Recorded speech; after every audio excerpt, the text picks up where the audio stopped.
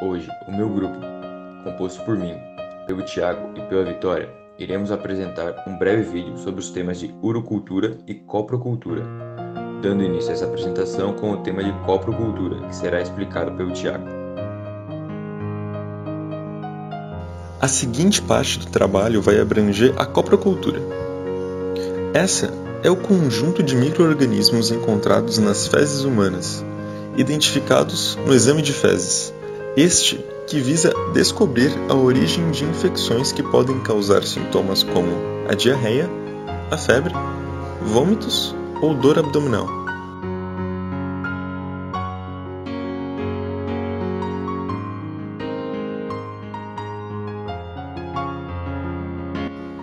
Comecemos pela coleta. De preferência, deve ser feita antes do uso de antibióticos. E deve-se evitar o contato com papel higiênico, que pode possuir sais inibidores de patógenos fecais. Também evitar contaminação com urina ou líquidos do vaso sanitário. O recipiente de coleta utilizado deve ser o fornecido pelo laboratório ou hospital, estando limpo e seco, o que evita alterações no exame. O volume necessário de amostra é em torno de 5 gramas. Após a efetiva coleta, deve-se ter cuidados com o transporte. Caso a amostra esteja em refrigeração, em torno de 2 a 8 graus Celsius, o transporte até o laboratório pode ser feito em até 24 horas. Do contrário, sem refrigeração, a amostra pode se comprometer rapidamente, sendo indicado que seja levada ao laboratório em no máximo 1 hora. Sobre a metodologia. Após o recebimento da amostra, pode-se primeiramente realizar uma pesquisa de leucócitos para averiguar quais estão presentes e em que quantidades, o que, em conjunto com a posterior análise de micro-organismos, auxilia no melhor diagnóstico. Caso não especificado o micro-organismo a ser pesquisado, o teste de coprocultura é genérico, abrangendo alguns gêneros como Shigella, Salmonella, Campylobacter ou da espécie E. coli. Outras necessitam requisição prévia médica para poderem aparecer nos resultados de maneira precisa, visto que necessitam de metodologia diferente. Dentre elas, o gênero Aeromonas, Plesiomonas, Yersinia ou a espécie Vibrio cholerae.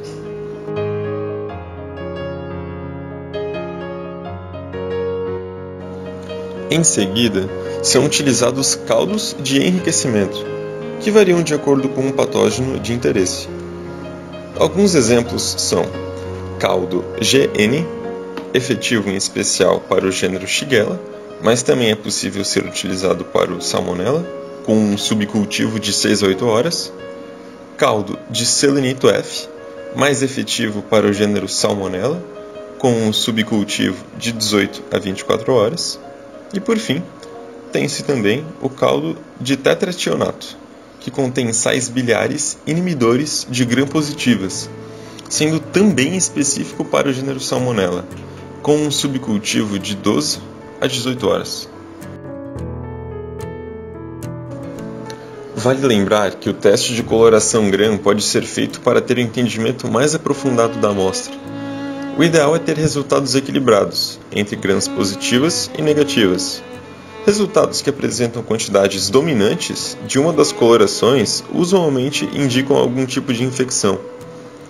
Os resultados também podem direcionar ao uso melhor de um caldo de enriquecimento para ser utilizado. Após enriquecidos e passado os respectivos tempos de subcultivo, que devem estar de acordo com o tipo de caldo aplicado, a amostra é semeada em meios de cultura. Os principais meios de cultura são Maconque, Agar Rectoin, Agar SS e Agar XLD. As características específicas de cada um desses meios variam e podem ser encontradas na tabela abaixo. Irei citar o primeiro, o Maconque. Como carboidrato, ele possui a lactose. De inibidores e indicadores, ele possui sais biliares, cristal violeta e vermelho neutro. As colônias de fermentadores apresentarão coloração pink e as colônias de patógenos ou sem coloração ou transparentes, e por causa disso também vão aparentar pink, por causa das colônias de fermentadores. Falando agora mais especificamente sobre os resultados. O esperado nos exames é encontrar um equilíbrio nos valores das bactérias naturais, sendo que aparições podem indicar patologias. Também são analisados ácidos graxos de cadeia curta, como butirato, acetato e propinato, que são produtos da fermentação da microbiota intestinal. Portanto, de uma amostra normal é esperado coloração marrom, com certa consistência, pH de 7 a 7,5, menos de 0,25 gramas por decilitro de açúcares e de 2 a 7 gramas por 24 horas de gordura. É anormal na amostra coloração preta, esbranquiçada, avermelhada, amarelada ou esverdeada, consistência totalmente líquida ou rígida, presença de sangue, muco, pus ou fibras de carne indigestas, presença de espécies nocivas ou de poucas enzimas, pH menor que 7 ou maior do que 7,5, e valores de açúcares ou gordura fora do mencionado. Dentre tais espécies nocivas, as de maior relevância clínica são as enterobactérias, em especial do gênero Shigella e Salmonella, mas também a espécie Escherichia coli. Há também a Campylobacter jejuni e o Vibrio cholerae. Por fim, breves comentários sobre outros exames. Após os resultados da coprocultura, outros exames podem ser harmônicos. Alguns exemplos são o antibiograma, que vai detectar o melhor antibiótico para específicas infecções, o exame sorológico, que detecta as imunoglobulinas no corpo, ou a bacterioscopia, que pode trazer dados mais precisos referentes a patógenos detectados.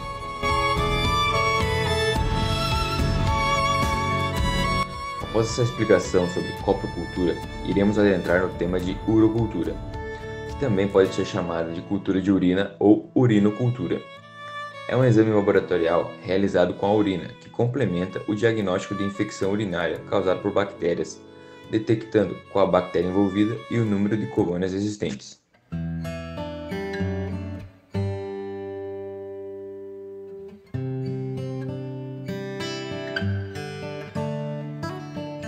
Para que ocorra a coleta do material de forma adequada, algumas recomendações devem ser tomadas.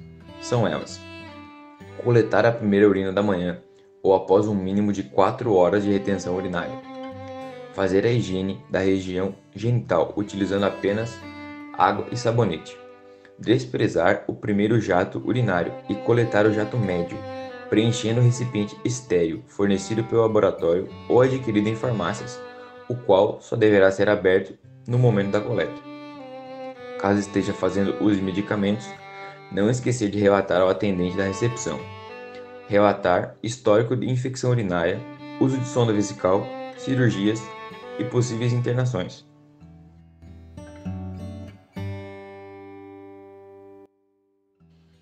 Após estas recomendações, para que ocorra o transporte e posterior realização correta do exame, alguns cuidados devem ser tomados pelo paciente e também pelo laboratório. Entregar o material no laboratório o mais rápido possível, no máximo 2 horas após a coleta, mantendo resfriado. Não tocar na parte interna do recipiente, pois ele é um material estéril, e consequentemente fechar bem a tampa do frasco, para evitar vazamentos, já que o volume ideal para a realização do exame está entre 5 e 12 ml. A metodologia pode ser feita de 2 maneiras. Uma, o exame microscópio, que é feito com 2 objetivos, sendo o primeiro deles para a validação da piúria e o segundo para a análise bacterioscópica. Já o exame quantitativo consiste em fazer uma prévia diluição da urina e colocar em uma placa de Petri, vazia e estéril, e depois derramar o meio sobre a amostra e agitar para homogeneizar a amostra diluída com o meio de cultura.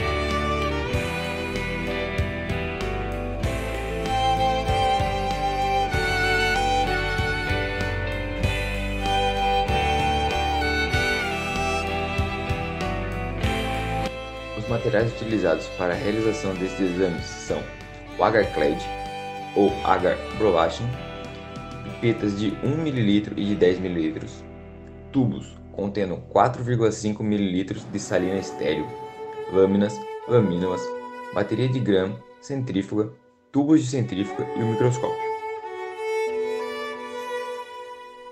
E para os meios de cultura há várias opções.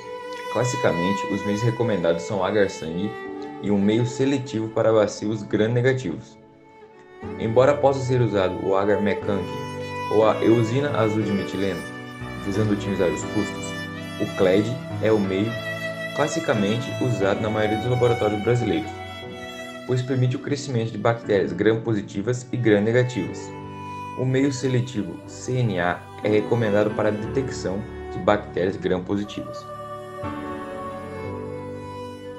A semeadura nestes exames é feita de uma maneira específica. Neste slide, algumas características são apresentadas, com posteriores imagens dos métodos exemplificados.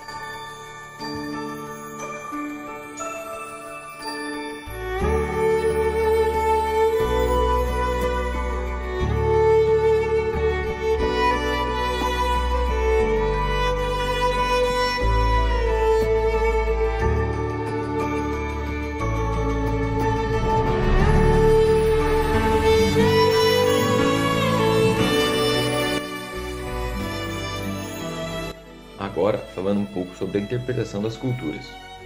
Devido ao grande número de micro-organismos envolvidos com as infecções urinárias, no slide apresenta-se algumas características como o tamanho, a densidade, sua cor e forma de algumas das diversas colônias que podem ser observadas após a realização desses exames. Já os principais micro-organismos apresentados são a Escherichia coli, que apresenta colônias opacas, amarelas com ligeira cor azulada no centro, com cerca de 1,5 mm de diâmetro. Espécies de Klebsiella denotadas por colônias muito mucosas, com cor variável de amarelo a branco azulado.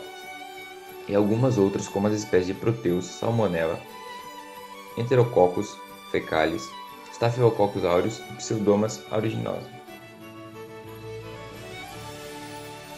A interpretação e os resultados dos exames são realizados dos seguintes modos apresentados no slide a seguir.